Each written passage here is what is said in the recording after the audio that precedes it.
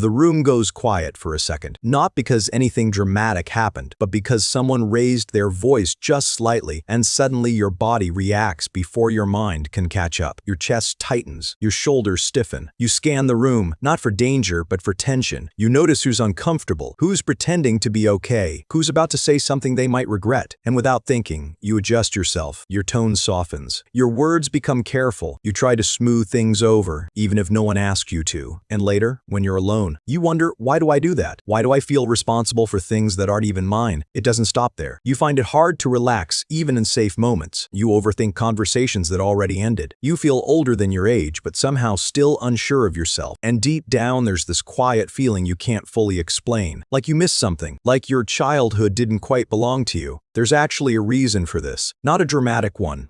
Not something you necessarily talk about out loud, but something subtle, consistent, and deeply shaping. You didn't just grow up, you were forced to grow up. And when that happens, it leaves patterns. Not obvious ones, but patterns that quietly follow you into adulthood. Patterns that look like personality, but were actually survival. The first one is this. You became the emotional caretaker, not because you wanted to, but because someone had to. Maybe it wasn't said directly, but you learned early that certain emotions weren't allowed. That someone in your environment couldn't handle stress, conflict, or vulnerability. So you adapted. You became the easy one, the understanding one, the one who didn't add problems but solved them. And over time, something shifted. You stopped asking, how do I feel? And started asking, how is everyone else feeling? This is something psychology often links to parentification, when a child takes on emotional or psychological responsibilities that aren't meant for them. But it doesn't feel like a label when you're in it. It just feels like normal, except now as an adult, you carry that same role into every relationship. You sense moods instantly. You anticipate reactions. You manage emotional atmospheres like it's your job. And here's the truth, it's not that you're too sensitive, it's that your brain was trained to detect emotional shifts because it had to. That's not weakness, that's precision, another pattern. You struggle to rest without guilt, even when there's nothing urgent. Even when you know you've done enough, there's this quiet voice that says you should be doing something. And if you're not, you feel uneasy, almost like you're falling behind in something invisible. This connects to something called chronic cognitive load, when your brain gets used to carrying responsibility for too long, too early. So even when the pressure is gone, your mind doesn't know how to turn it off. Because rest was never modeled as safe. Stillness didn't mean peace. It meant something might go wrong. So now, even in calm moments, your nervous system stays slightly alert. Not panicked, just ready. And it makes you feel like you can't fully relax. But here's the reframe. It's not that you don't know how to rest. It's that your brain learned that rest wasn't allowed. And learning something new takes time. Then there's this one. You feel deeply, but express very little. You understand emotions. You can read between the lines. You notice things others miss. But when it comes to your own feelings, you hesitate. You pause. You filter. Why? Because at some point, expressing yourself didn't feel safe. Maybe your emotions were dismissed. Maybe they were too much for someone else. Maybe they were ignored completely. So you adapted again. You became internal, reflective, observant. You processed everything quietly. And this is where something called the default mode network comes in. It's the part of your brain that activates during introspection, self-reflection, overthinking. When you grow up navigating emotional complexity, this network becomes highly active. You don't just think, you analyze, you replay, you interpret, you search for meaning, which is why people might see you as in your head. But what they don't see is your mind became your safest place to process what couldn't be expressed. And that's not a flaw. That's depth. Another sign, you're independent, but it doesn't feel empowering. It feels necessary. You don't like relying on people. Not because you think you're better, but because somewhere inside you learned, if I don't handle it, no one will.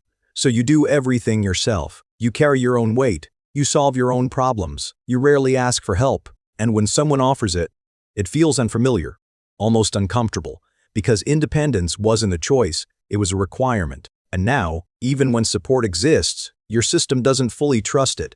But here's something important. It's not that you can't rely on others. It's that your brain hasn't had enough consistent evidence that it's safe too. And safety is something you learn through repetition, You also tend to feel older than everyone around you, even when you were younger. You understood things early. You noticed patterns others didn't. You saw through people's words into what they actually meant. And while that might sound like an advantage, it came with a cost. You didn't get to be naive. You didn't get to be fully carefree. Because awareness came too soon. And with it, responsibility. So now, you might feel disconnected sometimes, like you're out of sync with people your age. Not better, just different. And that difference can feel isolating, but it's also where your insight comes from. Your ability to see beneath the surface, your ability to understand complexity, that didn't come from nowhere. It came from experience. Then there's this quiet one. You struggle to identify your own needs, not your goals, not your responsibilities, your needs, because growing up, your focus wasn't on what you wanted, it was on what was required, what was expected, what kept things stable. So now, when someone asks, "What do you need?" there's a pause, not because you don't care, but because that question feels unfamiliar. And this often ties into something called emotional suppression conditioning. When you repeatedly ignore your own feelings to maintain external harmony, over time, your internal signals get quieter, not gone. Just harder to hear. But they're still there. And learning to listen again. That's not selfish. That's rebuilding a connection you were never given space to develop. You might also notice this: you're incredibly hard on yourself. Even when you're doing well, even when others would say you're enough. There's always something more you should be doing, something you could have done better. And this often looks like high standards, but underneath it is something deeper. A belief that your value comes from what you do, not who you are. Because growing up, approval might have been conditional. Given when you performed, withheld when you didn't, so you internalized it. And now you chase a moving target, trying to feel enough through achievement. But here's the truth. You were never supposed to earn your worth. You were supposed to start with it. And maybe the most subtle sign of all. You don't fully recognize how much you've carried, because to you, it was just life. Just how things were. You adapted so well that your struggle became invisible, even to yourself. But adaptation doesn't erase impact. It just hides it. And now, as you start to notice these patterns, it might feel strange, maybe even uncomfortable, because it challenges the identity you built, the one that says, "I'm fine. I can handle it. I always have." And you can. That's true. But there's another truth too. You weren't supposed to do it all alone. So if you see yourself in this, if something in this feels familiar, there's nothing wrong with you. Nothing broken. Nothing that needs to be fixed. What you're experiencing is the echo of a version of you that adapted early. A version that learned quickly, handled more than it should have, and kept going anyway. And maybe the problem was never you. Maybe it was the fact that you had to become strong before you had the chance to simply be soft. Maybe it was the way you were taught to survive instead of being shown how to feel safe. And now, you're not unlearning weakness. You're unlearning survival. Slowly, quietly, in your own way. And maybe for the first time, you don't have to carry everything. Not all at once, not anymore.